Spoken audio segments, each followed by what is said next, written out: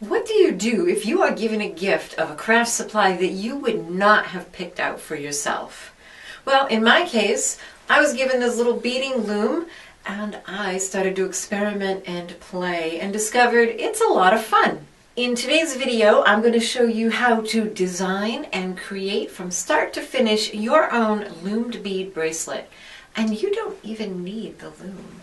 Hi there, Sandy here. Welcome to another jewelry making video at keepsakecrafts.net.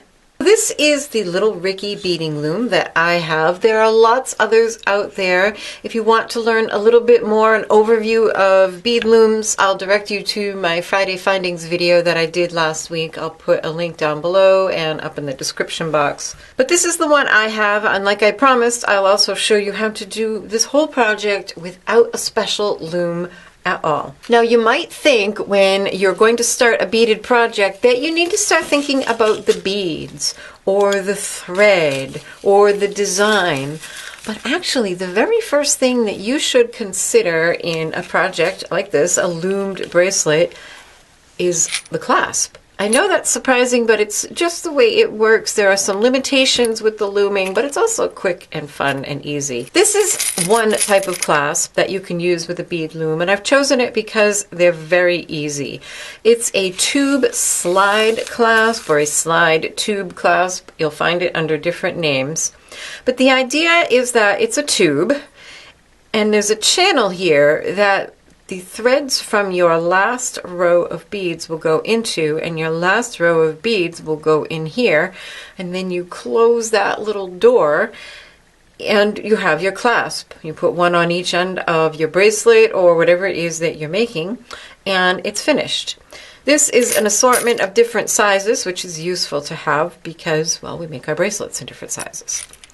So once you have settled on your clasp, then you can decide what size you're going to make your bracelet. In this assortment, I have tubes from 10 to 30 millimeters, and I'm planning on using 8/0 seed beads.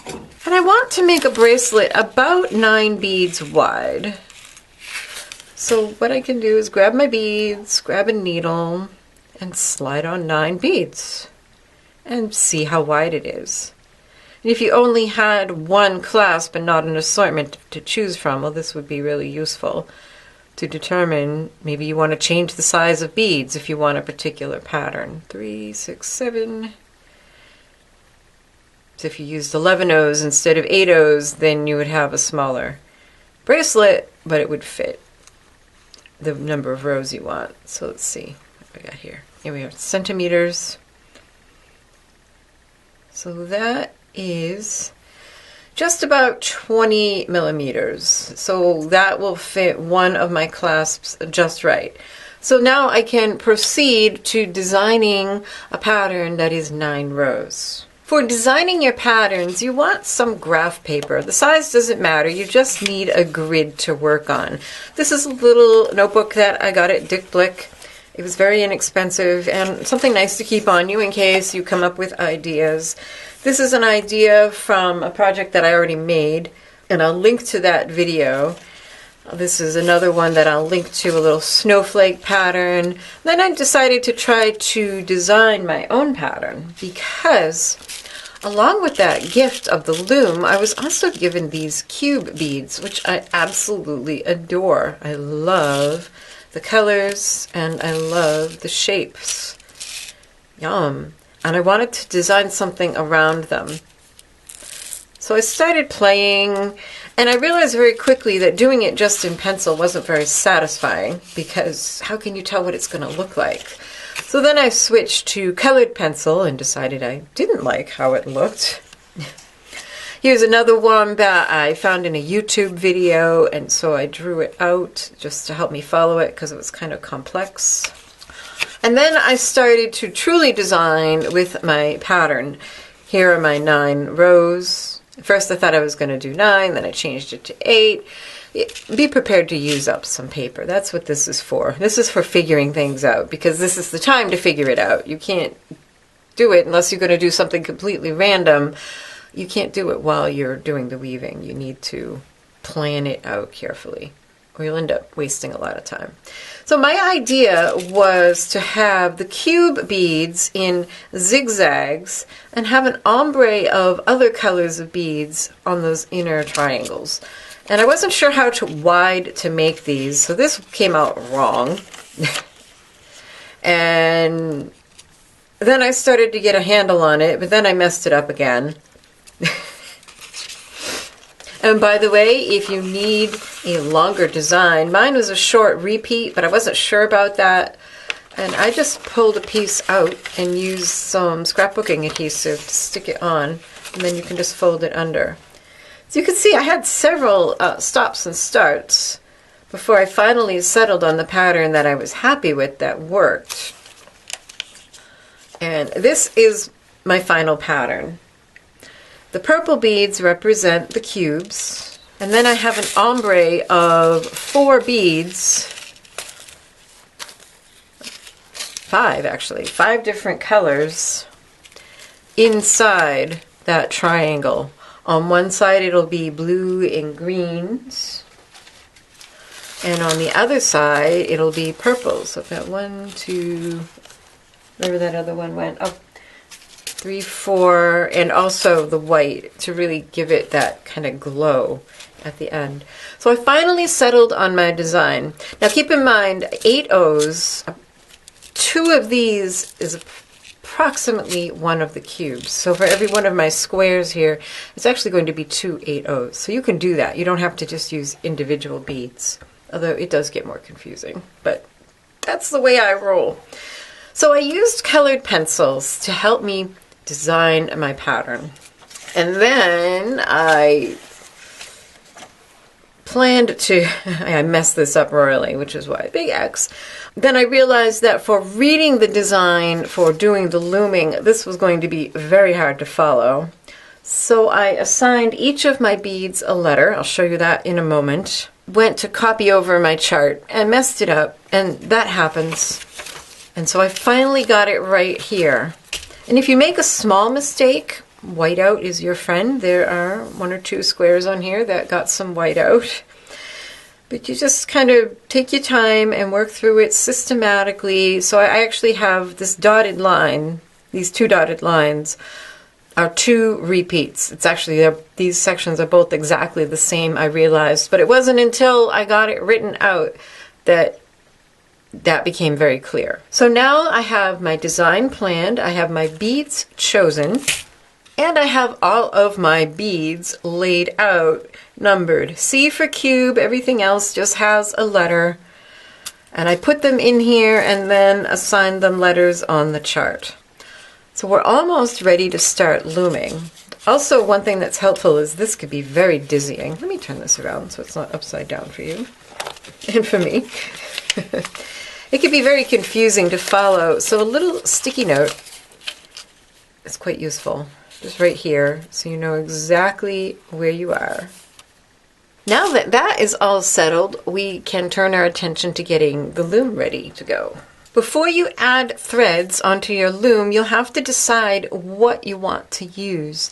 I want my thread to kind of blend into the background, so I'm going to use a Nymo. But now this is my assortment of colors, and this kind of presents a dilemma. I have the white ones here, which would blend in nicely with the white thread, but then when I start using these dark purple ones or dark blue ones, the white is really going to pop and maybe not look so attractive. And the same goes in the opposite direction for the black. Up against these bright colors of the white, the black isn't going to look so great. So in this situation, I am going to compromise and use gray. And I think that will be the best choice. It's a fine thread, and a little bit of it may show in the looming, but not too much. You'll have to consult the directions for your particular loom, just how you want to add the warp threads. The warp are the threads, the long ones that you first add, whether you're weaving beads or textiles. The warp are those long threads that first go on the loom, and then everything else is woven perpendicular to it. The threads that go perpendicular are called the weft threads, and I remember that because warp comes before weft alphabetically. So the way this one works is you grab a peg and you pop, you leave maybe a 10-inch tail or so, and then you pop the thread into one of these pegs. And like I said, every loom is done differently, and I'll also show you how to do this without a loom in a moment, but we'll just do this one. Just kind of wrap that around a bit. I'm going to wrap this around just to sort of hold that in place. And stuff it into one of these holes. So I'll start on the right. And for this one, you're going to go over the bar and over the second bar, and then under and under. And every one of these is a warp thread. So right now what I have on here are 1, 2 warp threads. Now if you don't have something small, if you have a big spool of like fire line, what you'll have to do is measure the distance. And by the way, I have this all set up. I should double check for a 6 1/4 inch bracelet. Yep, that's what I thought. So you'll want to set the width to what you want, less the width that your clasp will take up. My clasp takes about 1 inch, and I have a 7 1/4 inch bracelet length I want. So if you have fire line or something that isn't in a little spool, what you'll have to do is figure out how many warps you need, more on that in a moment. Multiply that by the length. So by times, say, I'd probably do 6 1/2 to be safe, and add about 20 inches for your ends, and then cut a piece that long, since you can't fit it under. That's one nice thing about these little spools of Nymo. Speaking of the number of warps you need, what you're going to be doing is weaving your beads in between these threads. So what you will need is 1 more warp thread, then you have rows of beads. Since I am using 9 beads across in my design, I will need 10 warp threads. So I've got 1, 2, 3, 4, 5, 6, 7, 8, 9. Now if you had an odd number, you would just put your peg down here. That's why there are pegs in both ends. Since we have an even number, we'll be coming back to the same side that we started.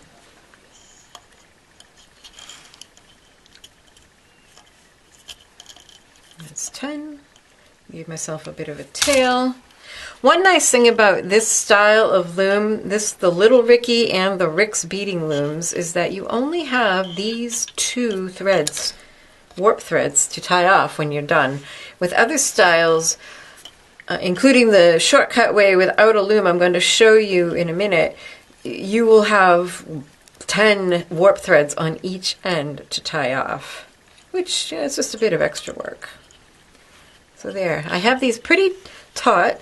They don't need to be super tight, like they don't need to ping like a guitar string, but you do want them tight, and you can just twist these little pegs, and that will also tighten it up. But you don't want it so tight that you're going to snap something. It just needs to be under tension.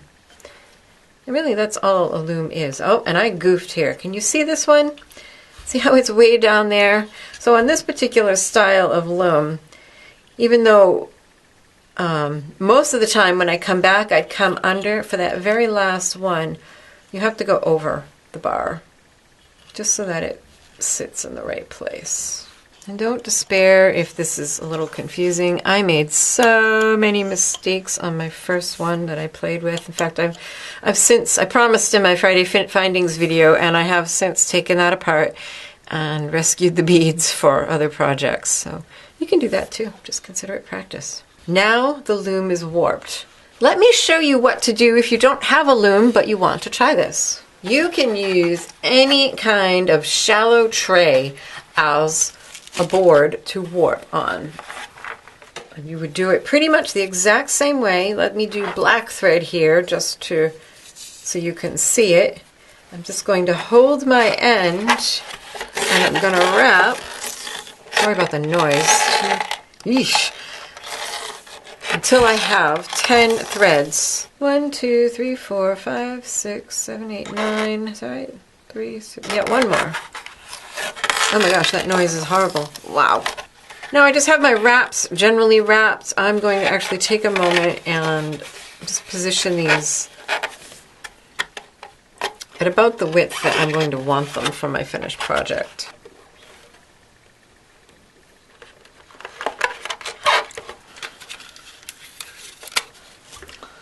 Alright, I fast forwarded through all that because this thing makes a horrid noise.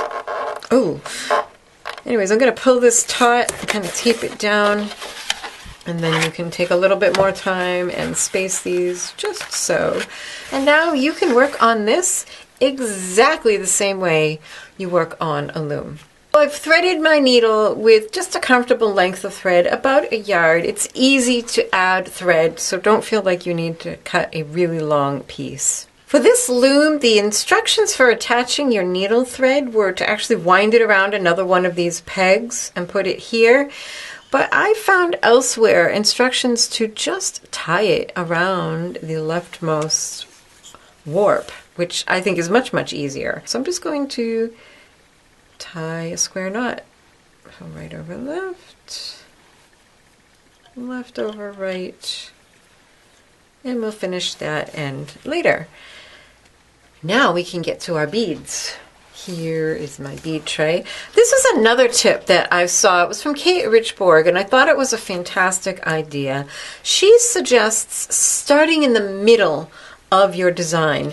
That way, if you have something you want to be centered, because when you're beginning, you actually can shift your beads. As long as you don't pierce any of your warp threads, you can shift your beads and get them positioned just where you want on the loom. I've already strung on my first row. Now remember, with this design, I know I'm making it more complicated, but 1 cube equals 2 8/0s. So C is the cubes. So I have 1, 2, 3 of those, but then G is an 8/0. So I have 2G, 2H, 2I, 2J, and then 4F, because there's 2 of them in the design.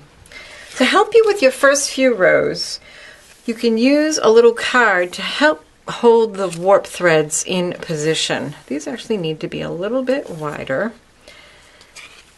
What this card does is you just weave over and under, because they're offset because of the way they were arranged onto the loom.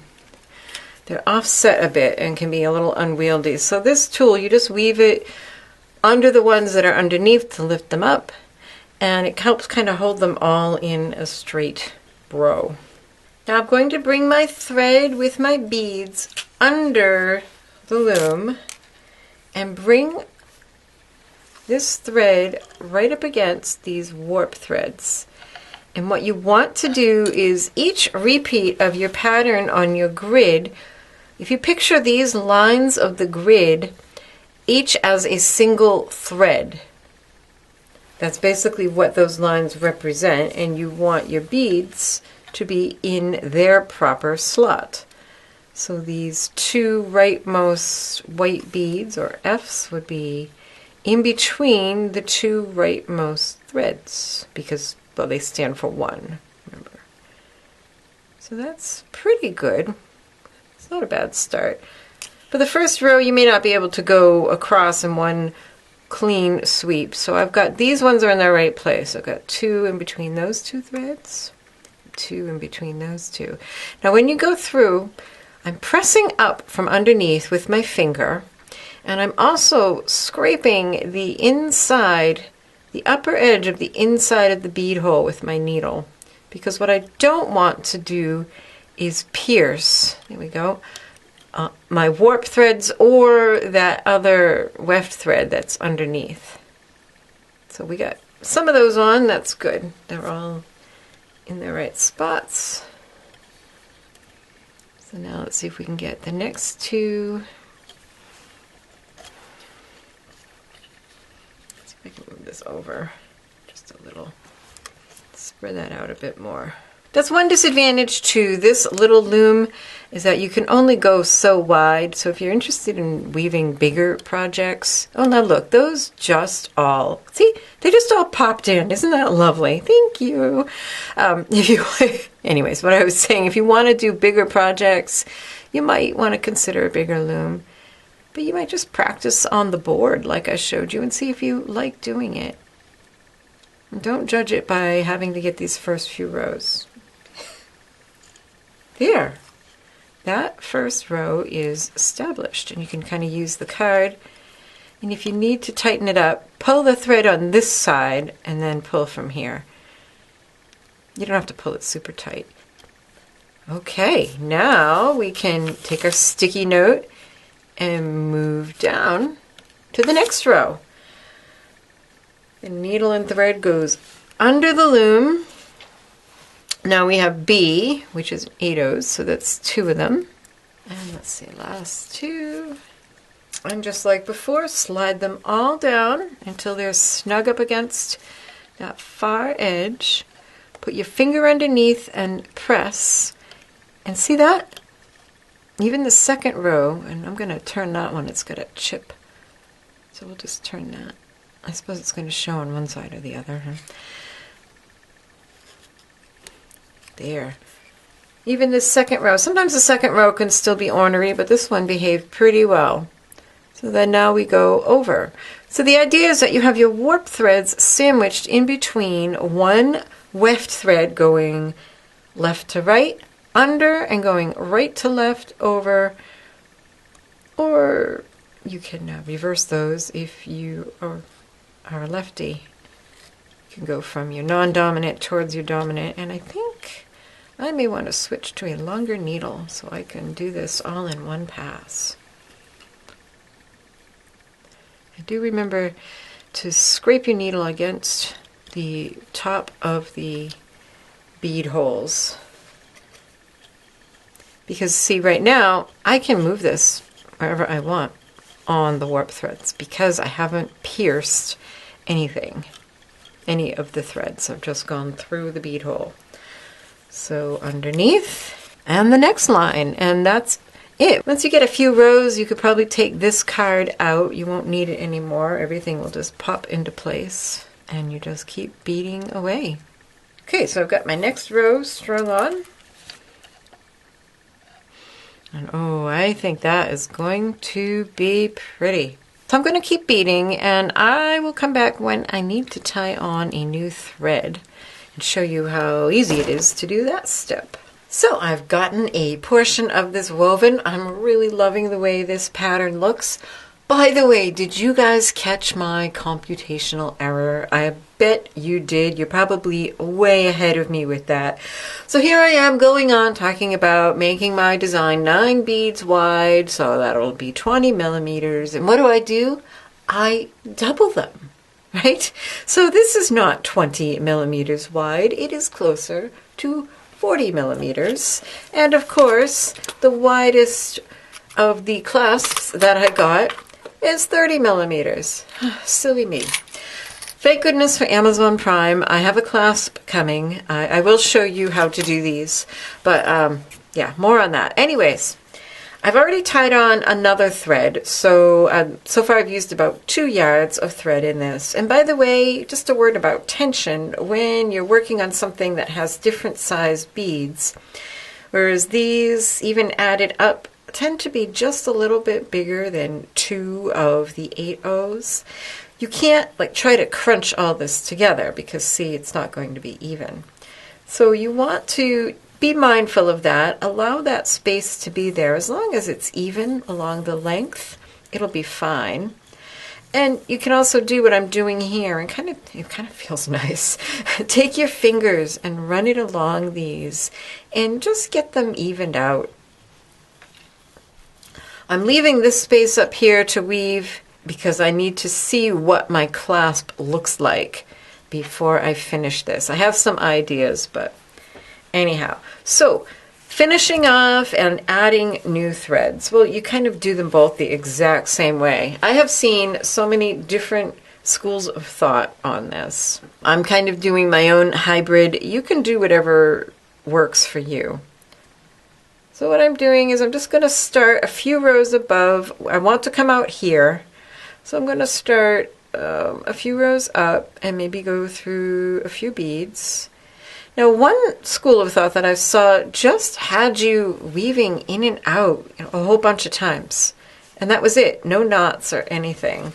But I feel a little bit more comfortable making knots. So I'm going to go under one of my warp threads, pull up my thread until I have a loop, and then go back through the loop. And that is a half hitch knot. Just hold this, pull so it's snug. And you just kind of do that between beads. So I wouldn't do it like between these pairs. I'll just do it where I have warp and weft threads crossing over. So then you go this way, do another half hitch knot. I like to do 3 or 4 half hitch knots. Like I said, everybody kind of has a different way of making sure their thread is secure. The most important thing is that your beadwork doesn't fall apart. So then I'll go back through these. Oop.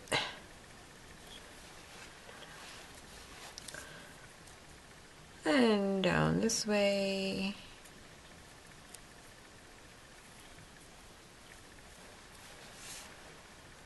The idea is that you just don't want the thread to be able to pull out easily.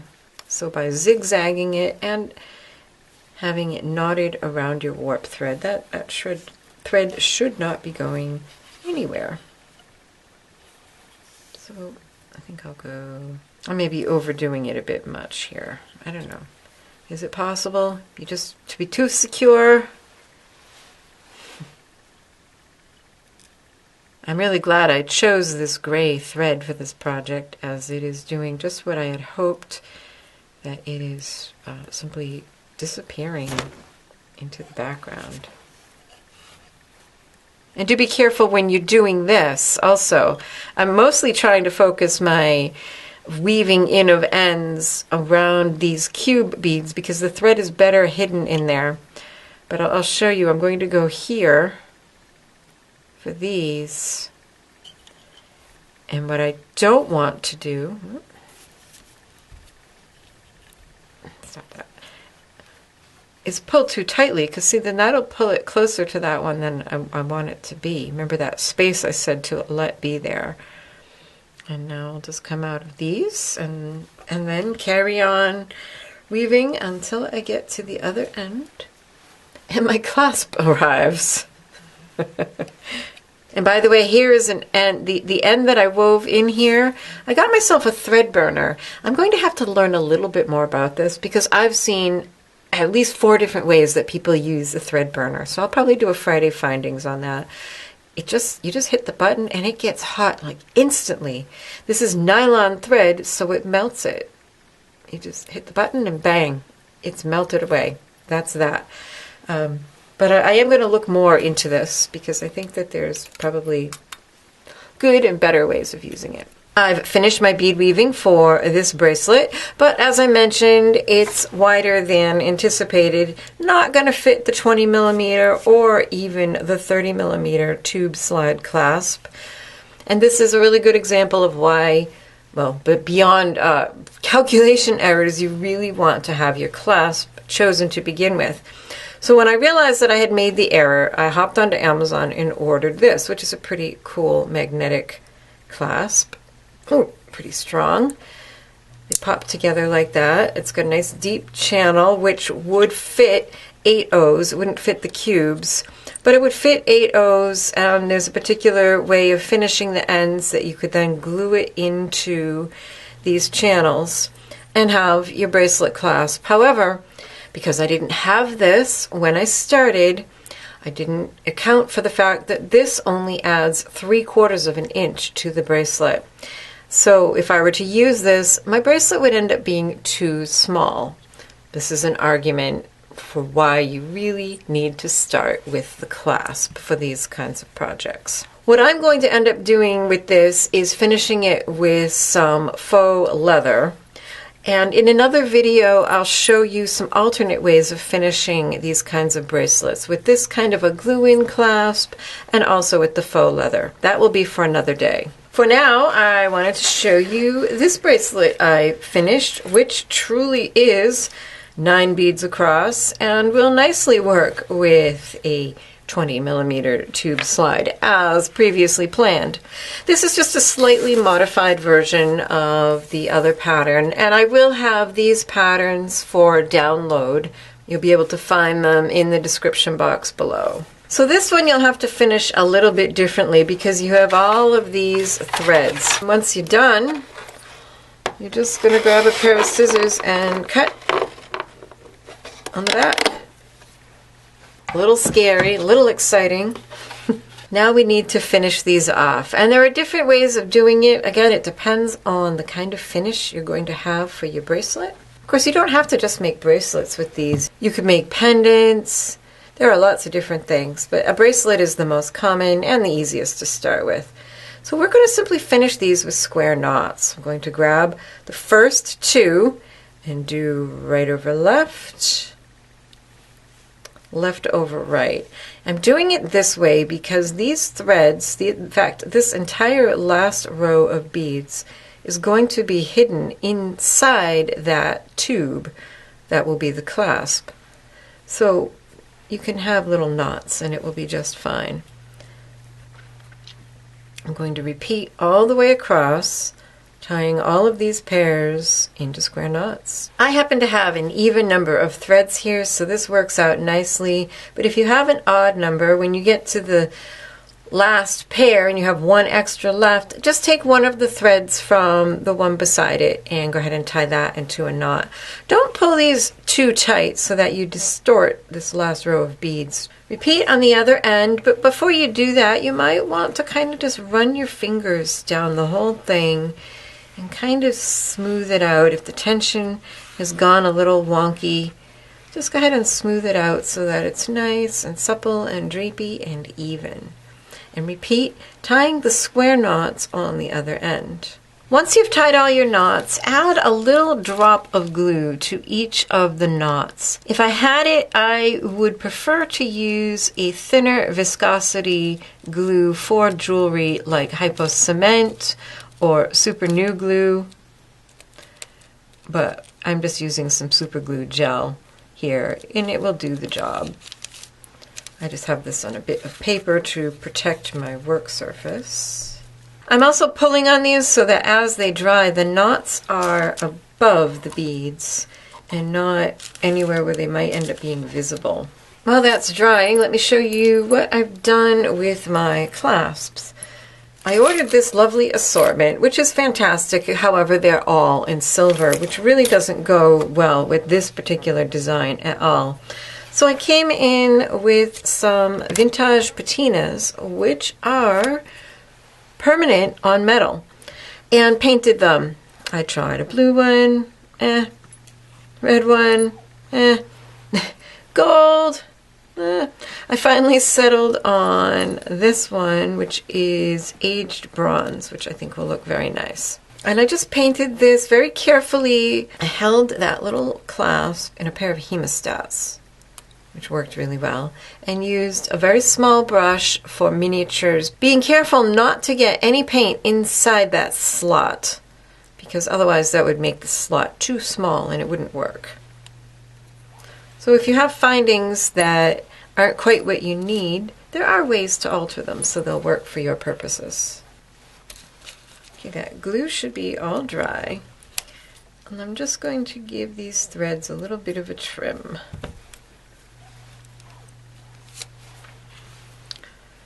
And you may have to open up that open door a little bit more and just slide. So the threads in between the first and second rows of beads should pop right into that slot. And if they don't want to, if the slot's a little narrow, I found just take an awl, kind of run it down. And if you did get any paint on there, that will clear it out. And also open that up just the tiniest bit. Once you have that channel opened up enough, it's just a matter of sliding it over those beads. I found sometimes the last couple of beads were annoying, and so I just stood it on end and used my awl to gently press those last couple of beads, ouch, down into the tube. Just tuck in that thread or trim it, and then you can press that door closed. Use a pair of pliers to press it entirely closed. If you need to, you can touch up the paint if you nicked it at all, or if there's areas that need to be done a little bit better. And there you have it. Beautiful loomed bead bracelet. And as before, you might want to just take a minute and kind of run over those beads with your fingers and get them all evened and smoothed out. I found that tugging and pulling process of sliding on the clasps sometimes kind of made them a little bit uneven.